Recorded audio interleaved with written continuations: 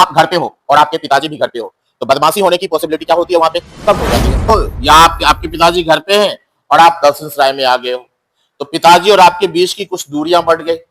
अब थोड़ी सी बदमाशी हो सकती है आप। हाँ जी प्यारे बच्चों, नमस्कार। आप सभी बच्चों का स्वागत है हमारे इस नए YouTube चैनल केमिस्ट्री विजन दर्शनसराय पर। तो चलिए मैं आपको बतला दूं, आज के इस क्लास लेक्चर में हम बात करने वाले हैं क्लास 11th की। क्लास 11th का जो सबसे पहला चैप्टर है some basic concept of chemistry, अर्थात रसायन विज्ञान की कुछ मूलभूत अवधारणाएं।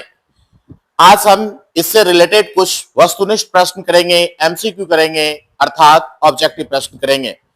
बच्चों के काफी डिमांड के बाद मैंने आपके लिए यह वीडियो लेकर आया हूं और आज की इस वीडियो में आप देखेंगे बहुत सारे प्रश्न को जो आपके क्लास 11th के चैप्टर फर्स्ट से रिलेटेड है। तो चलिए शुरू करते हैं आज की क्लास को।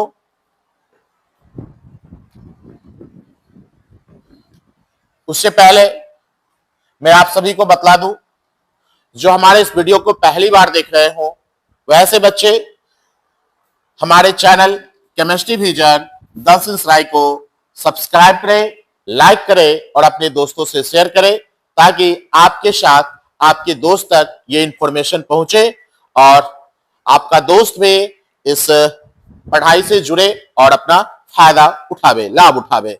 धन्यवाद। बच्चे जैसा कि आप थंबनेल में देख पा रहे हो, आइए कुछ बात कर लेते हैं हम लोग इस पे। ये जो क्लास 11th का चैप्टर है, ये जो चैप्टर है क्लास 11th का फर्स्ट चैप्टर है। क्लास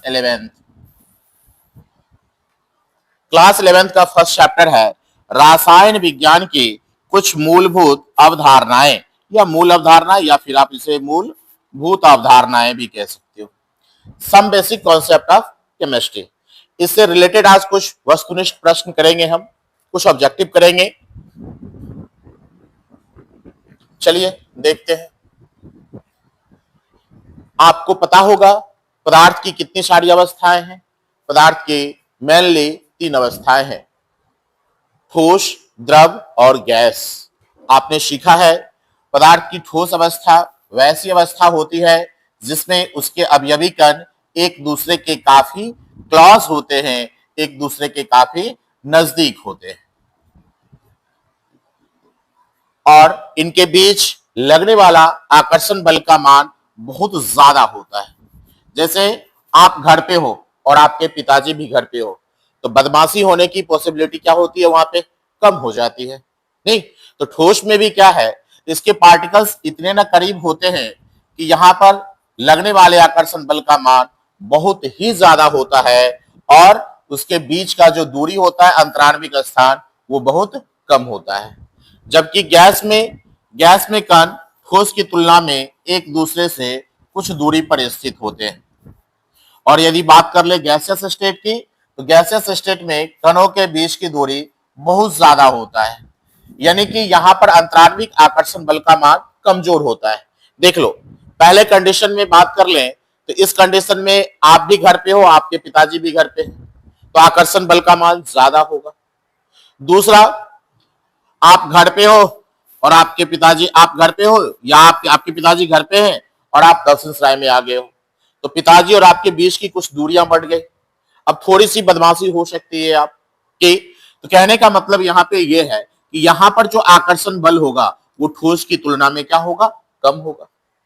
और आप ये देख लो, गैस में अगर देखते हो आप, गैस में क्या होंगे, कण एक दूसरे से काफी दूर होते हैं। तो जब दूर होते हैं अर्थात इनके बीच का जो अंतराण्विक स्थान है, कणों के बीच की जो दूरी है, कणों के बीच का जो गैप है वो बहुत ही ज्यादा होता है, जिस कारण से इनके कणों के बीच लगने वाले आकर्षण बल का मान नगण्य होता है। चलिए देखते हैं क्वेश्चन क्या है। और इसके अलावा भी पदार्थ की और सारी भी अवस्था है। पदार्थ की चौथी अवस्था भी है, पांचवी अवस्था भी है।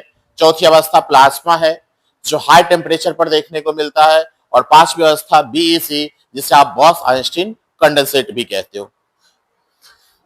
चलिए प्रश्न में कहा गया है, निम्न में से बहने का गुण पाया जाता है? आप ही बताइए। पदार्थ के बारे में मैंने बताया, पदार्थ की ठोस अवस्था के बारे में मैंने बतलाया आपको, पदार्थ के द्रव अवस्था के बारे में मैंने बतलाया, और पदार्थ के गैसीय अवस्था के बारे में मैंने आपको बताया। तो बताइए, तो आपने भी सुना होगा, क्या सुना होगा? पानी बहती है, हवा बहता है, लेकिन क्या आपने सुना है ठोस बहता है? तो जी नहीं, ये तो होने से रहा। तो क्या होगा? द्रव में भी बहने का गुण है, ठीक है, और गैसों में भी बहने का गुण है। इस प्रकार अगर आप देखते हैं, इसका ऑप्शन जो है वो क्या होने वाला है? ए और बी दोनों होने वाला है।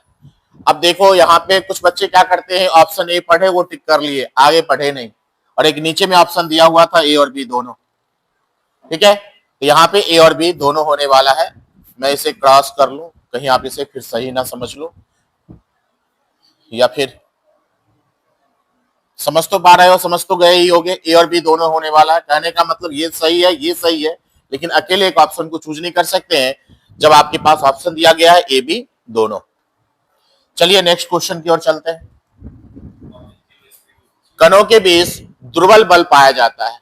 तो कणों के बीच दुर्बल बल कब पाया जाता है? आपने देखा होगा, देखो यहाँ पे कणों के बीच दुर्बल बल कब पाया जाएगा?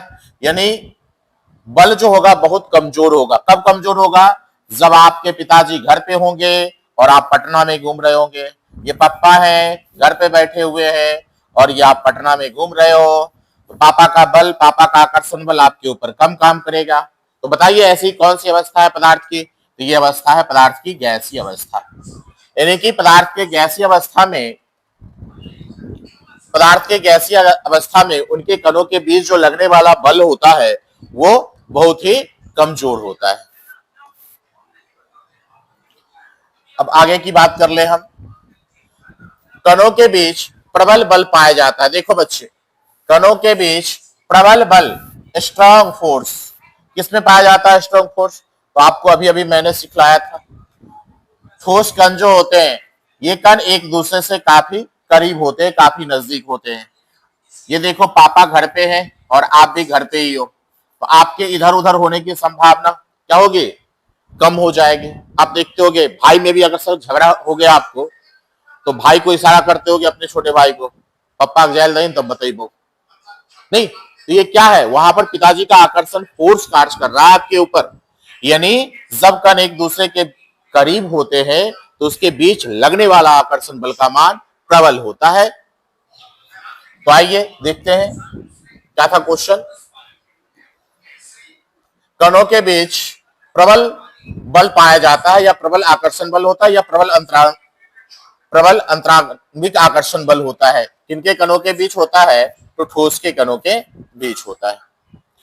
आगे बात कर ले हम, निम्न में किनमें कणों के बीच आकर्षण बल नगण्य होता है?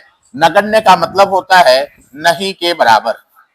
नहीं, नगण्य का क्या मतलब होता है? नहीं, नहीं के बराबर। तो आपको देखा गैस की अवस्था, गैस की अवस्था में क्या होते थे? कण एक दूसरे से दूर होंगे। आप घर पे हो या पिताजी घर पे हैं, आप पटना में हो, आप दिल्ली में हो, तो उनका आकर्षण बल जो है बहुत कम काम करेगा, नगण्य के बराबर काम करेगा। यानी आकर्षण बल का मान नगण्य होता है, बहुत कम होता है। किसमें? पदार्थ की कौन सी अवस्था में? तो आप बात कर सकते हो पदार्थ की गैसीय अवस्था में। चलिए नेक्स्ट क्वेश्चन की ओर चलते हैं। निम्न में पदार्थ की भौतिक अवस्था नहीं है। पदार्थ दो बार लिख दिया गया है। चलो, निम्न में पदार्थ की भौतिक अवस्था नहीं है। मैंने अभी अभी आपको बतलाया पदार्थ की मेनली जो है ना, तीन भौतिक अवस्थाएं हैं। कौन कौन सी भौतिक अवस्थाएं हैं? पहला तो ठोस है, दूसरा द्रव है, और तीसरा गैस है। यानी ये तीनों पदार्थ की भौतिक अवस्थाएं हैं। लेकिन ऑप्शन तो इनमें से सभी दिया नहीं है, क्योंकि ठोस भी इसका आंसर होगा, द्रव भी होगा, गैस भी होगा। तो ऑप्शन के अकॉर्डिंग आप यहाँ पे कर लो नन ऑफ दिस। वैसे जो इसका सही आंसर होने वाला है, ये तीनों ही पदार्थ की भौतिक अवस्थाएं हैं। ये तीनों है पदार्थ की भौतिक अवस्थाएं। इसके अलावा भी पदार्थ की दो अन्य अवस्था है, जिसको हम लोग चौथी अवस्था के रूप में जानते हैं, प्लाज्मा, और पांचवी अवस्था जानते हैं बीईसी, जिसे आप कहते हो बॉस आइंस्टीन कंडेंसेट। तो इसका सही आंसर यहां पे हो जाएगा ऑप्शन के अकॉर्डिंग नन ऑफ दिस। चलिए नेक्स्ट प्रश्न की ओर चलते हैं हम लोग। आयतन निश्चित होता है। क्या कह रहा है? आयतन निश्चित होता है। बतलाना है बच्चे, पदार्थ की वैसी कौन सी अवस्था है जिसमें उसका आयतन निश्चित होता है, आयतन फिक्स होता है। आपने पढ़ा होगा ठोस पदार्थ की कैसी अवस्थाएं होती है, अवस्था होता है जिसमें उसका आकार और आयतन दोनों ही निश्चित होता है, दोनों ही फिक्स होता है। तो इसकी अवस्था के बारे में बात कर ले। निश्चित होता है तो ठोस, आपको पता है। द्रव में क्या होता है बताओगे? द्रव में क्या होता है? आयतन अनिश्चित होता है या आकार अनिश्चित होता है? बताओ क्या होगा? द्रव का आकार अनिश्चित होता है और आयतन निश्चित होता है।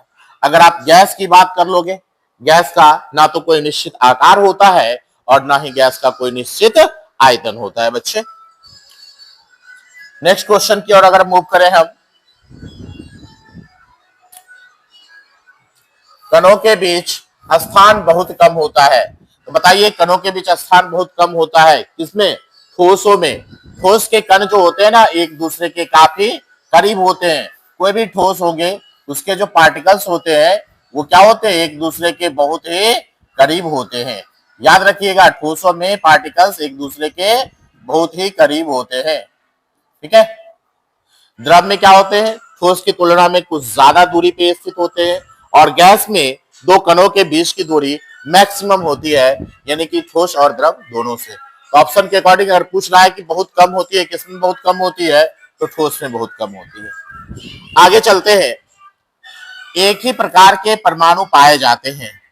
एक ही प्रकार के परमाणु पाए जाते हैं। आपको बतलाना है मिश्रण में, यौगिक में या तत्व में या इनमें से किसी में नहीं। तो आपको पता है तत्व वह शुद्ध पदार्थ है जो एक ही प्रकार के परमाणुओं से मिलकर बना होता है। आपने पढ़ा होगा तत्व वैसे पदार्थ होते हैं जो एक ही प्रकार के परमाणुओं से मिलकर बने होते हैं। तो डायरेक्ट परिभाषा से है क्वेश्चन, तो आप बता सकते हो कि ये तत्व है जो एक ही प्रकार के परमाणुओं से मिलकर के बने होते हैं। अगर नेक्स्ट क्वेश्चन की बात कर ले हम, पदार्थ की भौतिक अवस्था के लिए उत्तरदायी है। पदार्थ की जो भौतिक अवस्था है, फिजिकल स्टेट है, इसके लिए क्या क्या फैक्टर है जो उत्तरदायी है? पहला है तापीय ऊर्जा, दूसरा है अंतरकणीय बल, तीसरा है ये भी दोनों, और चौथी बात दी गई है प्लाज्मा। ये तो गया ऐसे ही, ये तो पदार्थ की अवस्था ही है। तो बचा क्या? तापीय ऊर्जा और अंतरकणीय बल। ये भी सही है और ये भी सही है। तो आपको अगर ऑप्शन दे रखा है ये भी दोनों, तो यहां से ऑप्शन के अकॉर्डिंग आप सी लगाओगे कि तापीय ऊर्जा भी जरूरी है, यानी कि पदार्थ की भौतिक अवस्था के लिए उत्तरदायी है, और अंतरकणीय बल यानी कि कणों के बीच जो लगने वाला बल है वो भी। आगे बात कर ले हम, दो या दो से अधिक पदार्थों के मिश्रण में अवयवों को अलग अलग देखा जा सकता है। अगर दो या दो से अधिक पदार्थों का मिश्रण है और उन मिश्रणों में अगर आप अवयवों को अलग अलग देख पा रहे हो, जैसे देखो मैं बतलाऊं, अगर आप पानी है, पानी में आपने नमक को घोल दिया, तो आप ही बताओ जब पानी में आपने नमक को घोला तो क्या जब नमक पानी में पूर्ण रूप से घुल जाएंगे तो क्या नमक के कण आपको पानी में दिखेंगे? तो आंसर है सर नहीं दिखेगा। या आप कहोगे चीनी है, इस चीनी को ही आप पानी में घोल दीजिए, चीनी को ही पानी में घोलिए, क्या चीनी को पानी में घोलने पर जब चीनी पूर्ण रूप से पानी में घुल जाएगी तो क्या चीनी के कण आपको दिखाई देंगे नग्न आंखों से, खुली आंखों से? नहीं। तो जब दो या दो से अधिक पदार्थों का मिश्रण हो और उसमें कोई पदार्थ दिख ना रहा हो तो ऐसे मिश्रण कहलाते हैं समांगी मिश्रण, जिसे आप नग्न आंखों से नहीं देख पा रहे हो। ऐसे मिश्रण कौन से मिश्रण कहलाते हैं बच्चे? समांगी मिश्रण। और यदि बात कर लेते हैं, चलो यहीं पे बात कर ले,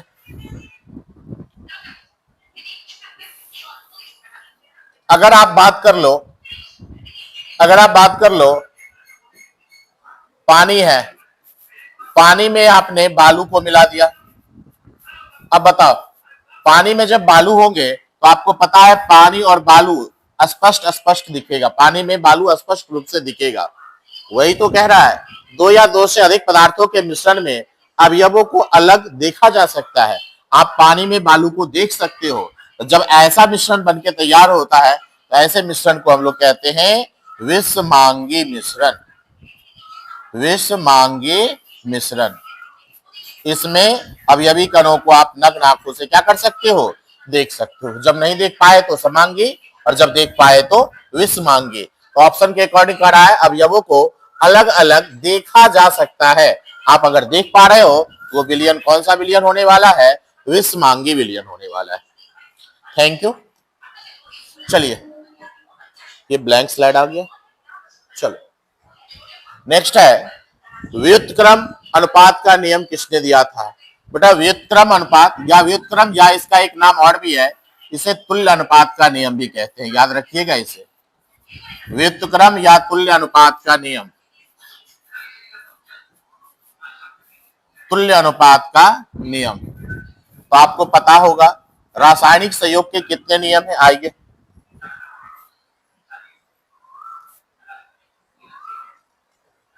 आइए बात करते हैं। मैं उस क्वेश्चन को भी करवाऊंगा, ऐसा नहीं है, लेकिन पहले आप इस क्वेश्चन को देखें।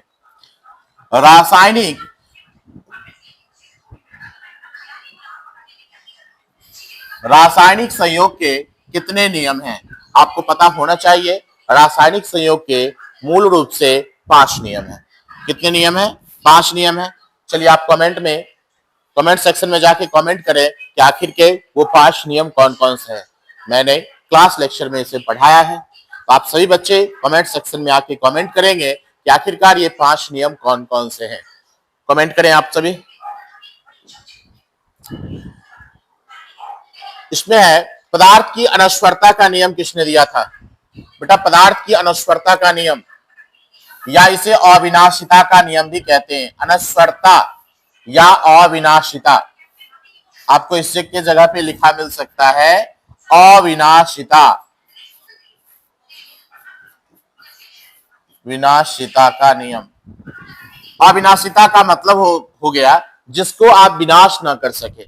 यानी कहा गया है इस नियम के अकॉर्डिंग पदार्थ का ना तो निर्माण किया जा सकता है और ना ही उसे विनाश किया जा सकता है, अर्थात नष्ट किया जा सकता है। तो बताओगे, और इस नियम को ही अनश्वरता का नियम भी कहते हैं। मजेदार की बात यह है कि आप देखो यहाँ पे पदार्थ को ना तो नष्ट किया जा सकता, देखो मैं जो अभी बात बता रहा था आपको, पदार्थ को ना तो नष्ट किया जा सकता है और ना ही उसे उत्पन्न किया जा सकता है। इस बात को किसने बतलाया था? और यह नियम अनश्वरता का नियम के नाम से जाना जाता है। तो बताइए इस नियम को किसने दिया था? आप कह सकते हो अनश्वरता का नियम किसने दिया, या आप उसका परिभाषा से ही देखो क्वेश्चन पूछ लिया गया है कि पदार्थ को ना तो नष्ट कर सकते हैं और ना ही उसको उत्पन्न कर सकते हैं, निर्माण कर सकते हैं। तो बताओगे, तो ये हमारे हैं एंटोनी लेवोजियर साहब। इनका पूरा नाम है बच्चे Antoine Lavoisier. Antoine Lavoisier, Lavoisier. पता है एंटोनी लेवोजियर को क्या कहा गया है? मैं बतला दूं आपकी जानकारी के लिए। एंटोनी लेवोजियर को कहा गया है फादर ऑफ केमिस्ट्री।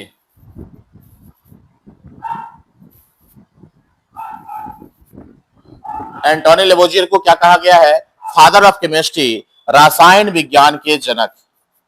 रसायन विज्ञान के जनक, रसायन विज्ञान के जनक। तो याद रखेंगे इसे, किन्हें? एंटोनी लेवोजियर महोदय को। नेक्स्ट स्लाइड की ओर चलते हैं हम लोग। पदार्थ की अनश्वरता का नियम तो मैंने बता ही दिया, इसे अविनाशिता का भी नियम कह सकते हैं, अर्थात जिसे विनाश नहीं कर सकते हैं। ये हमारे एंटोनी लेवोजियर साहब ने दिया था। नेक्स्ट क्वेश्चन की ओर चलते हैं। अब लगभग आपका सारा क्वेश्चन कंप्लीट हो चुका है। नहीं नहीं नहीं, कुछ क्वेश्चन छूट गए ना। कौन से क्वेश्चन?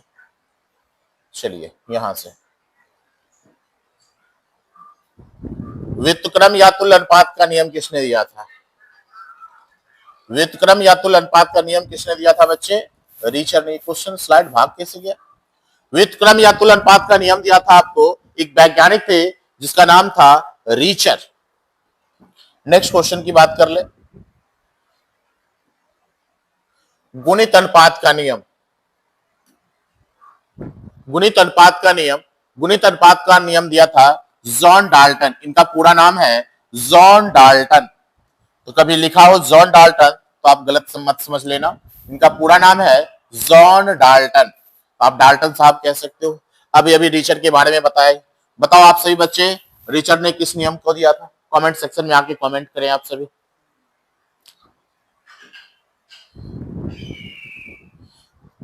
एक बहुत बढ़िया सा क्वेश्चन है, प्यारा सा क्वेश्चन है। आपको कहा गया है कि आपको बतलाना है CO2 में कणों की संख्या, यानी आपको दिया गया है CO2 और आपको बतलाना है कि CO2 में कितने कण हैं, इसकी संख्या के बारे में बतलाना है। तो जैसा कि आप देख पा रहे हो, कार्बन के कितने कण हैं? 1, और ऑक्सीजन के कितने कण हैं? 2। तो इन कणों का अनुपात पूछा है, तो कण का अनुपात कितना हो गया? कार्बन के कितने कण है? 1, और ऑक्सीजन के कितने कण है? 2। इसका अनुपात पूछ रहा है, तो ये अनुपात क्या हो जाएगा? 1:2। तो आपका ऑप्शन क्या हो जाएगा? सी, 1:2।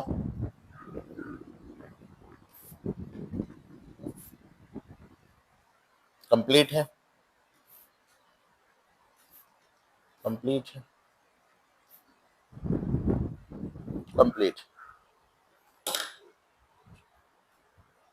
तो बच्चे, मैं आपको एक बात बतला दूं कि आप आज से मैं प्रत्येक दिन कुछ ऑब्जेक्टिव प्रश्नों का संग्रह लेके आपके सामने आऊंगा और उन सारे प्रश्नों को कराऊंगा, जिससे आपकी तैयारी बेहतर हो सके।